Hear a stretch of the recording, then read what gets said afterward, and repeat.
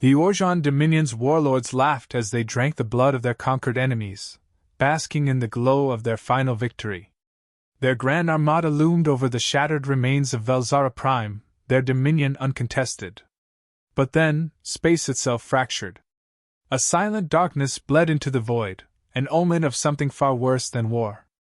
The stars flickered, and then they arrived. The Orjan Dominion had conquered entire civilizations, reducing empires to rubble, bending species to their will, and rewriting history with the blood of the weak. They were the masters of war, the unchallenged rulers of the stars. And tonight they celebrated their final victory. Aboard the Iroquois, the moon-sized command barge at the heart of the Dominion's Grand Armada, Overlord Kovacs raised a chalice filled with the thick, dark blood of the Velzaran rebels, his jagged fangs bared in a grin. His warlords roared in triumph, raising their own goblets high as the planetary fires of Velzara Prime raged beneath them. The last resistance of the sector had been crushed. No enemy remained to oppose them.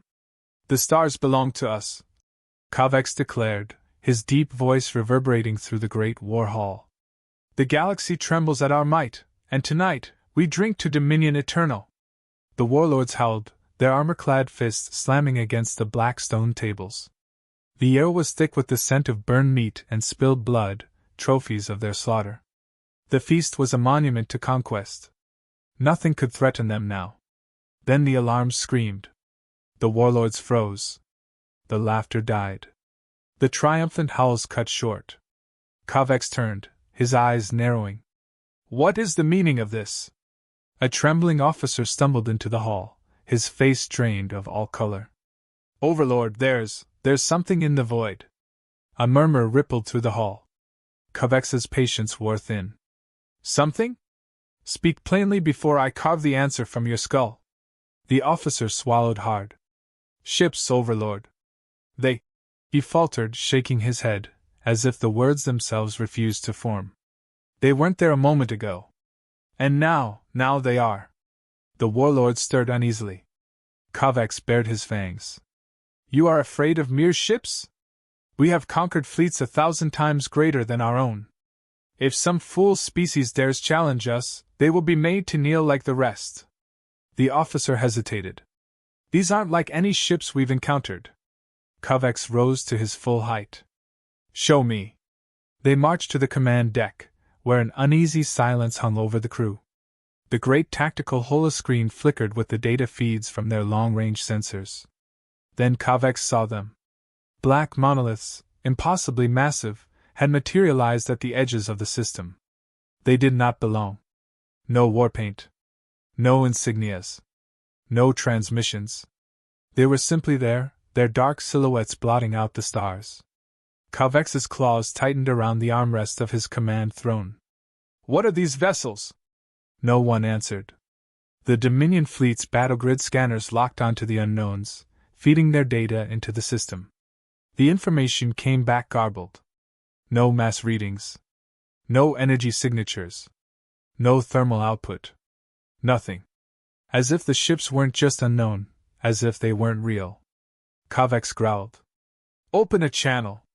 Demand their allegiance. If they refuse, destroy them." The transmission was sent. No response. A second. No response. A third. Silence. The air grew thick with unease. The warlords exchanged glances. Something was wrong. Kovacs's patience snapped. "Enough of this. Fire on them." The Dominion fleet, the most powerful armada ever assembled, launched a planet-killing salvo. Thousands of warships unleashed a firestorm of destruction, their weapons ripping through space itself, generating enough force to shatter moons. The void burned with the fury of the Dominion's might. Then the fire faded. And the Dreadnoughts remained. Untouched. Unmoved. As if nothing had happened. A silence fell over the command deck. Kovacs's throat dried. "Impossible." Then the monoliths moved. They did not turn like ships. They did not accelerate like objects bound by the laws of physics. They simply glided, each movement unnatural, deliberate, inevitable. The Dominion officers panicked. "Shields to maximum!" Recalibrating weapons. Why won't they register on our? A signal pierced the Dominion's channels. Not words. Not a transmission. A presence. And then, for the first time, the Dreadnoughts spoke. A voice, deep and absolute, resonated through every ship in the fleet, vibrating in the bones of every soldier, filling them with a terror they did not understand. Begin correction. The Leviathan fired. A single shot. A graviton lance erupted from the abyss, and the Iroquois, Covex's mighty flagship, folded in on itself. Not destroyed. Not shattered. Not even an explosion. It was simply removed. Gone. Where the massive moon-sized command barge had once been, there was now only void. Covex stood frozen, his mind refusing to comprehend what had just happened. His unbreakable war machine, his empire's nerve center, the ship that had conquered 100 worlds, erased in an instant. His warlords screamed. His fleet broke formation. And the Dreadnoughts moved forward. The terror was suffocating. Covex's hands trembled. His blood ran cold. He had never felt fear before. But now it consumed him. What are they? He whispered. The Dreadnoughts did not answer. They simply advanced. And the erasure began. The bridge of the Dominion warship Dreadnoughts was in chaos. Officers shouted over one another, their voices cracking with desperation. Warnings flooded the command displays, sensors flickered wildly between false readings and the impossible truth. The enemy was advancing, and nothing they did mattered. Covex clutched the armrest of his throne, his claws digging deep into the metal. His breathing was ragged. He had commanded battles that lasted for weeks. He had crushed fleets that outnumbered his own. He had stood before dying emperors and watched the light leave their eyes. But this was something else. His entire fleet was engaged, but the Dreadnoughts did not react like any enemy before. No evasive maneuvers. No defensive actions. They absorbed everything, let it wash over them like a storm breaking against an unshakable mountain. The Leviathan fired again. A second warship, the Gorvash, a behemoth that had razed entire planetary systems, disappeared. No explosion. No wreckage. Just gone. Covex's heart pounded in his chest. What is this? His voice was raw, edged with a fear he couldn't suppress. A desperate tactician stumbled forward. Overlord, the weapons, they are not simply destroying our ships.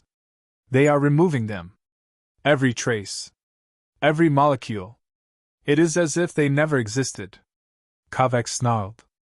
That is impossible. But it wasn't. He turned back to the display. Warships that had stood for centuries were vanishing like whispers in the wind. The warlords who had mocked the lesser species just moments ago were silent now, staring at their screens in horror. Another wave of Dominion firepower surged across the battlefield. Plasma bombardments, singularity detonations, mass driver volleys. The Dreadnoughts absorbed it all. Unaffected. Unrelenting. And then they attacked. Not with overwhelming force. Not with the sheer brutality the Dominion had expected. With precision. One by one, ships ceased to exist. A battlecruiser blinked out in the middle of a turn. A dreadnought collapsed inward, like space itself had given up on acknowledging its presence. Entire squadrons flickered out, their signals severed in mid-scream. This was not war. This was a reckoning. Covex's hands trembled as he activated the emergency fleet-wide channel. His voice, once the epitome of Dominion strength, now shook. All forces, retreat! Fall back to the core worlds! We must regroup! There was no response. Because no one was left to answer. Thousands of warships had been in formation only minutes ago. Now half were gone. Covex's throat went dry. This was extinction. His command deck shook as the Leviathan's targeting locks fell upon the Dreadnoughts. Covex's eyes widened. No. No, no, no! The shot fired. The bridge went dark. For a moment, Covex felt nothing. He was still there, his mind present, his body real. Then he realized his ship was gone. No alarms. No impact. No sensation of destruction. The walls, the floors, the consoles, everything had vanished. He was floating in the void. And before him, in the endless abyss, the dreadnoughts watched. Kaveks gasped, but no sound escaped. He tried to move, but there was nothing to move. Then, the voice returned. Deep. Cold. Final. You were warned? Kaveks tried to scream. But then he was gone. A low hum resonated through the command bridge of the UES Leviathan, a sound barely perceptible yet unmistakably final. Commander Elias Rourke stood with hands clasped behind his back, his gaze fixed on the vast void where the Orjan fleet had once been. The battlefield, once filled with thousands of warships, was now a graveyard of nothingness. One by one, they had ceased to be. Rourke did not revel in destruction. There was no satisfaction in annihilation. This was not war. This was correction. Enemy fleet is at less than 20% capacity, a calm voice announced. Lieutenant Vega, unshaken, unblinking, monitored the collapsing remnants of the Dominion armada. Her expression was that of a surgeon making a precise incision, detached, clinical, inevitable. They're retreating, she added. Rourke didn't nod. He had expected it. The Orjan had never run from a battle before, yet now they scattered like frightened animals. They had never known fear, and now they drowned in it. A transmission flickered through the void, one voice among the millions that had already been erased. It was desperate, a signal barely holding together. Humans, the voice rasped, heavy with disbelief. Please speak with us. Negotiate. Rourke's lips curled in something that was not a smile. Vega turned toward him, awaiting the order. Open the channel. A faint pop of static, then Overlord Kavex's voice, stripped of arrogance, devoid of the fire it once held. This is madness, he said, breathless. I see now. I see we have made a mistake. Rourke finally spoke, his voice steady as steel. You made more than one. A long silence. Kavex, the supreme warlord of the Orjan Dominion, the architect of 1,000 conquests, now pleaded. We surrender. Rourke didn't blink. Surrender is for those who have something left to give. You do not. A sharp breath. Then a shuddering realization. Then mercy. A pause. Rourke let the silence stretch, let Kavex feel the weight of humanity's decision. You misunderstand, Rourke said finally. We didn't come here for war. We came to ensure you would never have another. Kavex's breath caught. This is genocide, he whispered. No, Rourke replied. This is justice. Kavex's voice broke. Our people, there are billions who. They screamed for mercy on every world you raised. Rourke interrupted. They begged. And you laughed. A ragged exhale came through the transmission. A warlord crumbling. You can't erase an entire species. We already have, Rourke answered. Kavex's breath stopped. Rourke turned to Vega. Cut the channel. The transmission went dead. No further pleas. No more words. Kavex had just learned what it meant to be truly powerless. The Leviathan moved forward, silent as death itself, and the last remnants of the Orjan Dominion vanished. Nothing remained. Not their empire. Not their warlords. Not even their memory. Across the galaxy, species that once feared the Orjan now whispered a new terror. The humans had spoken. And they did not speak twice. The silence was suffocating. Not the absence of sound, but the absence of anything. Where there had been thousands of warships, now only the void remained. Where an empire had once stood, only dust whispered through forgotten space. Commander Elias Rourke stood motionless on the bridge of the Leviathan, the glow of data streams illuminating his face. The final transmissions of the Orjan fleet had ceased. Their distress signals had flickered out, their desperate cries for mercy lost to the abyss. Lieutenant Vega read from her console, her tone unwavering. Remaining Dominion presence, 0.01%. Planetary infrastructure, unrecoverable. No signs of resistance. No signs of anything. A pause. A breath. She turned to Rourke. The war is over, sir. Rourke's gaze did not shift from the void. No, he said. War requires an opponent. A final act remained. The Dominion's homeworld, a jewel of iron and fire, the heart of the Orjan's dominion over the stars. The last stone in a collapsing empire. One final erasure. Set course, Rourke commanded. The Leviathan and its fleet moved, gliding through the dark like silent wraiths. Across the galaxy, species who had once suffered under the Orjan's rule turned their eyes toward the inevitable. Some whispered prayers. Others trembled. None dared interfere. A single transmission slipped through secured channels. Not a plea, not a surrender. A warning. Humanity does not stop. The Dominion's homeworld loomed ahead. Vast, fortified, prepared. A world bred for war. But war was not what came for them. The humans did not wage war. They removed problems. As the first dreadnought entered orbit, the last defenders of the Orjan rose in defiance. Planetary batteries lit up the sky, flinging devastation at the void. The Leviathan's hull absorbed it all like raindrops in a storm. Their last fleet rose to meet them. Desperate. Doomed. Rourke's voice was cold steel. Begin the final act. A single kinetic lance fired, a weapon so devastating it broke orbital mechanics themselves. The capital city vanished. Not an explosion. Not a crater. Just nothing. Every defender on the planet felt it. For the first time in Orjan history, their people understood helplessness. This is not war, Rourke said, speaking into the void. This is the price of arrogance. Another shot. Another city ceased to exist. Panic. Screams. A species that had never surrendered now begged to be spared.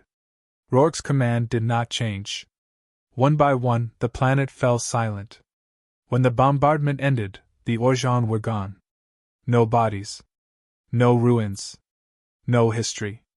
Their world, once the center of power, now a silent rock drifting in space. The message was clear. The Dreadnought doctrine had been written. Humanity does not conquer. Humanity does not rule. Humanity removes. And now, the galaxy understood. Because no one would forget what happens when humans take notice. The galaxy held its breath. Across the void, on 1,000 worlds, a single truth settled in like an unstoppable storm. The Orjan dominion was gone. Not defeated. Not conquered. Erased. A civilization that had ruled for centuries, that had crushed empires and rewritten the stars to their will, now ceased to exist. No bodies, no ruins, no lingering memories. Nothing. And in that silence, fear spread like wildfire. The humans had spoken, not in words, but in the absolute nature of their response. The Orjan had believed themselves unstoppable. They had been wrong. In the command bridge of the Leviathan, Commander Elias Rourke stood before a vast screen of empty space where an empire had once loomed. He did not gloat. He did not celebrate. He simply observed, as one might inspect a battlefield once the dust had settled, once all opposition had been removed. Lieutenant Vega's voice was calm. Final transmission reports indicate total planetary silence. No known survivors. She turned slightly, awaiting the order to stand down. Rourke did not speak immediately. He watched the blank void, the space where the Dominion's fleets had once cast their shadows over lesser species, where their warships had burned entire civilizations without hesitation. The Orjan had made one fatal mistake. They had made humanity notice them. A notification pulsed on the communications console. A message. Encrypted. Untraceable. Not from a survivor, not from a fleeing vessel. From the rest of the galaxy. Vega raised an eyebrow. That didn't come from a Dominion source. Rourke gave a slight nod. Open it. A synthetic voice filled the bridge. Neutral. Stripped of all markers of identity. This is a collective transmission. It began. The empires of the Galactic Core, the free colonies, the independent systems, and the unclaimed sectors acknowledge what has transpired. Vega's fingers hovered over her console. Multiple sources feeding into a single broadcast. They don't want us knowing who they are. The message continued. We understand your intent. We understand your capability. The Orjan were a scourge upon the stars, and now they are no more. We will not question the methods. We will not question the cost. But we ask you now, what is left? A pause. A flicker in the audio. Then, quieter. Do you intend to remove more? The question lingered in the air, heavy as the void itself. For the first time since the correction began, an answer was required. Rourke exhaled slowly. He had known this was coming. The galaxy had witnessed true finality, an act beyond war, beyond diplomacy, beyond the known laws of conflict. A species erased, not in conquest, not in assimilation, but in the sheer certainty of their removal. That kind of power did not go unnoticed. It did not go unfeared. Vega was watching him now. Waiting. So was the bridge crew. The Leviathan's officers, some veterans of the silent wars, some too young to remember a time when Earth was anything but a phantom on the galactic radar. They had carried out the operation without question. Because humanity knew. This was not war. This was the inevitable response to arrogance. Rourke stepped forward. He didn't need a speech. He didn't need an explanation.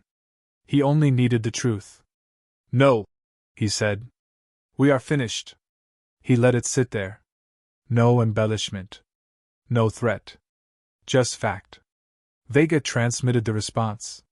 The bridge remained silent, waiting for what would come next. The reply came almost instantly. Understood. The transmission ended. The war was over. The galaxy exhaled. And yet, something remained. Not fear. Not entirely. Something else, something colder, something etched into the fabric of existence now. The Dreadnought Doctrine. No species would challenge humanity again. No empire would plot their downfall. The idea itself had been buried beneath the reality of what had happened. Because they all understood now. Humanity does not conquer. Humanity does not rule. Humanity removes. And when the stars burned too bright with hubris, when civilizations celebrated victory before ensuring their survival, humanity would notice. And no one wanted that.